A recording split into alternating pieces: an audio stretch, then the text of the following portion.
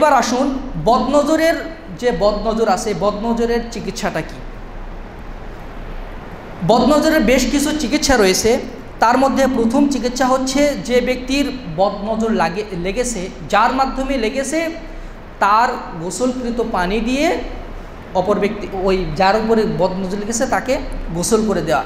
এক্ষেত্রে একটি বিখ্যাত হাদিস বর্ণিত আছে। আবু উমামা বিন সাহল ইবনে হুনাইফ রাদিয়াল্লাহু আনহু থেকে বর্ণিত, তিনি তার পিতা সাহল ইবনে হুনাইফ ব্যাপারে বর্ণনা করেন। সাহল ইবনে হুনাইফ রাদিয়াল্লাহু আনহু তিনি ছিলেন খুব সুদর্শন একজন মানুষ। তিনি খাইবার নামক উপত্যকায় গোসলের প্রস্তুতি নিচ্ছিলেন। তিনি যখন খালিগা হলেন, খালিগা হওয়ার পরে জামা খোলার পরপরেই আমর বিন রাবিয়া তাকে দেখে ফেলে বলেন, আল্লাহর কসম করে বলছি, এমন সুন্দর মানুষ, এমন সুন্দর চামড়া বিশিষ্ট মানুষ আমি কখনোই দেখিনি, এমনকি অন্দরমহলের কোনো মহিলাকেও আমি দেখিনি। যে হাদিসটি বলছে, লাম আরাকাল ইয়াউমি ওয়ালা জিলদা মুখাব্বাতিন ফামা লাবিসা আন তুবিতা বিহি। মানে এই কথা বলার পরে তিনি একদম পড়ে গেলেন ওখানে। সাহল ইবনে হুনাইফ রাদিয়াল্লাহু আনহু সাথে সাথেই পড়ে গেলেন। যখনই তিনি মন্তব্য করেছেন এটা, সাথে সাথে পড়ে গেলেন এবং পড়ে যাওয়ার পরে তিনি বেহুশ হয়ে গেলেন।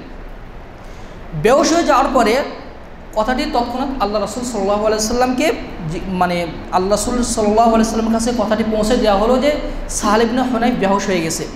তখন আল্লাহ রাসূল সাল্লাল্লাহু আলাইহি ওয়াসাল্লাম তাকে ডেকে নিয়ে আসলেন। ডেকে নিয়ে আসার পরে বলছেন যে, তোমরা কি কারো বদনজরের কোনো আশঙ্কা করো যে এর উপরে বদনজর লিখেছে?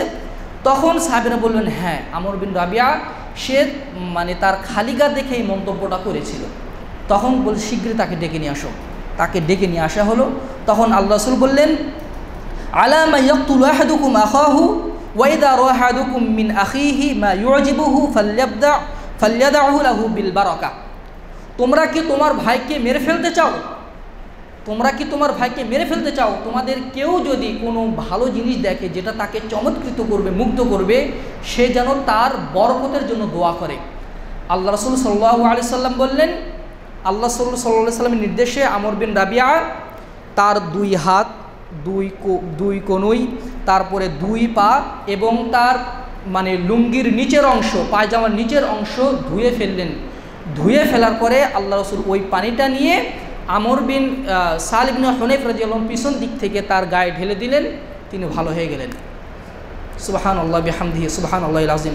বদনজর যদি কারোর উপরে লেগে যায়, অন্যতম একটি চিকিৎসা হচ্ছে তাকে, যার বদনজর লেগেছে তার গোসলকৃত, যেমন এক্ষেত্রে ইবনে শিহাব জুহরি তিনি বলছেন, গোসলের পদ্ধতি হচ্ছে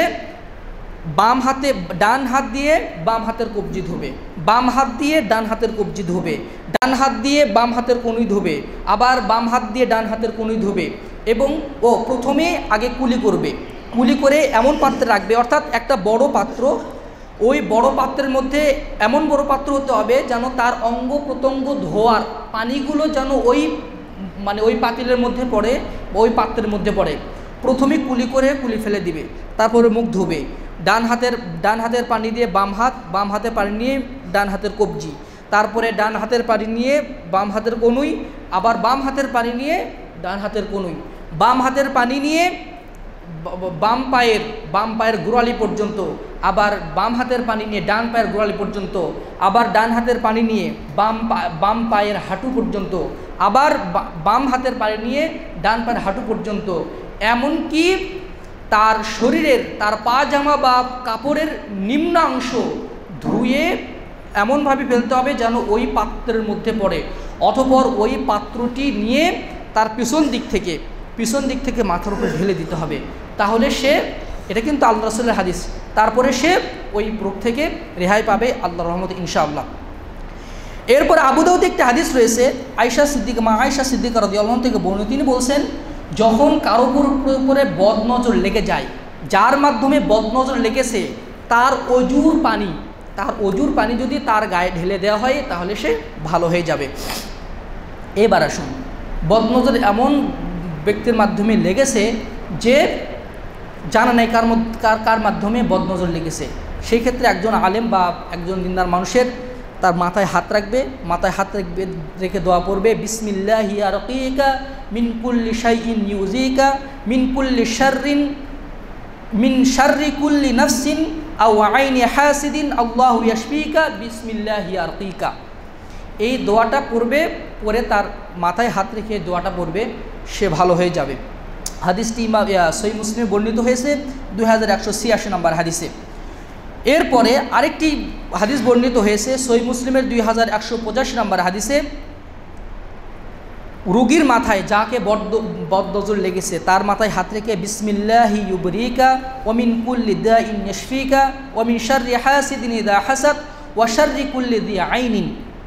আল্লাহর নামে আমি ঝাড়ছি তোমাকে, তিনি তোমাকে মুক্ত করবেন এবং তিনি প্রত্যেক রোগ থেকে তোমাকে আরোগ্য দিবেন। ওয়া মিন শাররি হাসিদিন ইযা হাসাদ, এবং হিংসাকারীর হিংসার অনিষ্ট থেকে, এবং যে হিংসা করে এবং সকল বদনজরের অনিষ্ট থেকে আল্লাহ তাআলা তোমাকে রক্ষা করবেন। তার মাথায় হাত রেখে দোয়াটা পড়লে সে ভালো হয়ে যায়। আরেকটি দোয়া বর্ণিত হয়েছে, সেটা সহিহুল বুখারীতে কিতাবুত তিব্বে বর্ণিত হয়েছে, আযহিবিল বাসা রাব্বান নাস ওয়াশফি আনতা শাফি লা শিফাআ ইল্লা শিফাউকা শিফা আল্লাহ ইউগাদিরু সাকামা। না, আরেকজন বলে দিবে।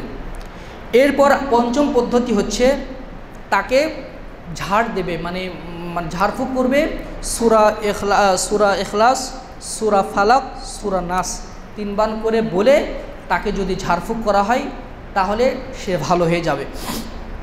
এবার বদনজরের কতিপয় দৃষ্টান্ত রয়েছে, যেমন শেখ ওয়াহিদ বিন আব্দুস সালাম বালি হাফিজুল্লাহ, তিনি তার জীবনের কয়েকটি কাহিনী বর্ণনা করেছেন।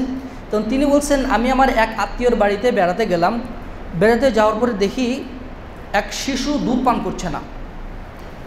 করছে না, কান্নাকাটি করে দুধ পান করে না। তখন আমার কাছে নিয়ে আসা হলো, আমি দেখে বুঝতে পারলাম এক বদনজর লেগেছে। তখন আমি সূরা ফালাক, সূরা ইখলাস, সূরা নাস বলে আমি তাকে ঝাড়ফুঁক করলাম। তারপরে সে দুধ পান করা শুরু করলো, আলহামদুলিল্লাহ। সূরা ফালাক, সূরা ইখলাস, সূরা ফালাক, সূরা নাস বলে ঝাড়ফুঁক করা যায়। আরেকটি কাহিনী বর্ণিত, উনি বলছেন যে একজন শিশুর বাচ্চা, তিনি সে খুব ভালো কথা বলতে পারত, সুন্দর বক্তব্য দিতে পারত। একবার এক এলাকায় গিয়ে তিনি আলোচনা করলেন, আলোচনা করার পর থেকে তিনি বোবা হয়ে গেছেন, কোনো কথা বলতে পারে না। বাবা মা অনেক টেনশন করছে, এই বাচ্চাটা ওই আলেমেরই ছেলে, ওই আলেমেরই একজন ছাত্র। ডাক্তারের কাছে নিয়ে যাওয়া হয়েছে, ডাক্তারের ট্রিটমেন্ট যাবতীয় চেক আপ করে কোনো রোগ ধরা পড়ে না। পরে ওনার কাছে নিয়ে যাওয়ার পরে উনি কেঁদে ফেলছেন যে একে তো বদনজর লেগেছে। তারপর তিনি ঝাড়া দিলেন, ঝাড়ফুঁক করলেন এবং পানি দিলেন 1 সপ্তাহ খাওয়ানোর জন্য। তারপর 1 সপ্তাহ পর উনি বলছেন সে সুস্থ অবস্থা আমার কাছে ফিরে এসেছে, আলহামদুলিল্লাহ। ব্যক্তির উপরে যেমন বদনজর লাগে, এমনি জড় পদার্থের উপরেও বদনজর লেগে যায়। একদিন তার বাসায় একজন বৃদ্ধ মহিলা এবং একটা ছেলে আসছে। ছেলে তার সাথে কথা বলছে যে আমার আম্মু অসুস্থ। ওর মা ওই আলেমের কাছে আসছে, তিনি তাকে ঝাড়ফুঁক করাইছেন। ঝাড়ফুঁক করার পরে ওনারা চলে যাওয়ার পরে তার বাসায় সাদা পোকা তার বাসায় ছেয়ে গেছে।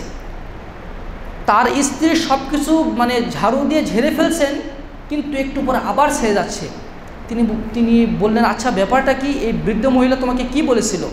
তার স্ত্রীকে বললেন, তিনি বললেন কিছু তো বলেনি, কিন্তু যখন তিনি যাচ্ছিলেন বাড়ির চতুর্পাশে তিনি লম্বা দৃষ্টিতে দেখছিলেন, বাড়ি দেখছিলেন এরকম করে। তখন তিনি এটা তাহলে বদনজর লেগেছে। তারপর তিনি সূরা ইখলাস, সূরা নাস, সূরা ফালাক বলে পানিতে ফুঁক দিয়ে সে পানি সারা ঘর ছিটিয়ে দিলেন, সে মুছে দিলেন। তারপর ওই সাদা পোকাগুলো গায়েব হয়ে গেল। সুতরাং আমাদের যদি কারো বদনজর লেগে যায় বা কারো যদি আমরা দেখি, তাহলে আমাদেরকে এই পদ্ধতিতে চিকিৎসা করতে হবে। এবার আসুন